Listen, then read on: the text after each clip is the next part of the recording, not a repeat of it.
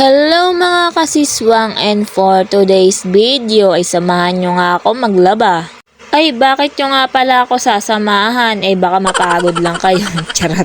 Kinusutan ko nga itong mga uniform ng aming Kuya JD at Diyos ko, ako'y nanggigigil. Dahil nga ang daming tinta ng ballpen ng uniform ni Kuya JD ay sinubukan ko nga tanggalin gamit itong safeguard. At in fairness naman, sa kakakuskus ko nga ay nawala din naman yung tinta ng ballpen kahit papano. Ewan ko ba sa bata na to, kada uuwi na lang ay may tinta ng ballpen yung uniform. Puro kasi dat ng ballpen yung damit niya, kaya sinabihan ko nga yung anak ko kung dati ba siyang aso. Charot. Kasi nga kulay itim na dot yung tinta ng ballpen, tapos kulay puti yung uniform. Sa makatwid para na siyang Dalmatian. Charot.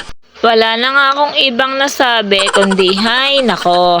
At syempre kung may paglalabang naganap, di may pagtutupi rin na magaganap.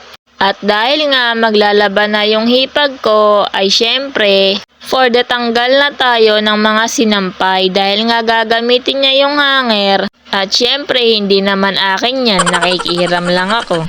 May rules nga pala dito sa bahay, hanggat walang naglalaba ay wala rin magtatanggal ng sinampay. Charot. At fast forward na nga mga kasiswang, at nung pagkagabi nga ay agad ko na nga tiniklop etong mga sinampay.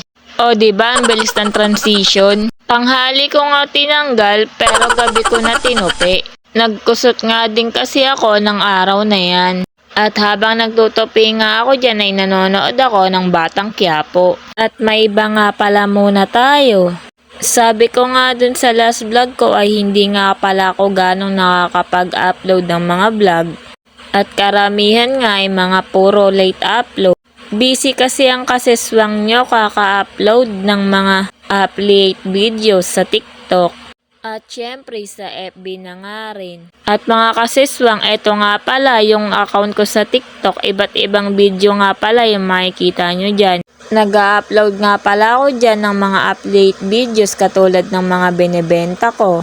Kaya kung may gusto kayong orderin ay bisitahin nyo lang yung TikTok shop ko.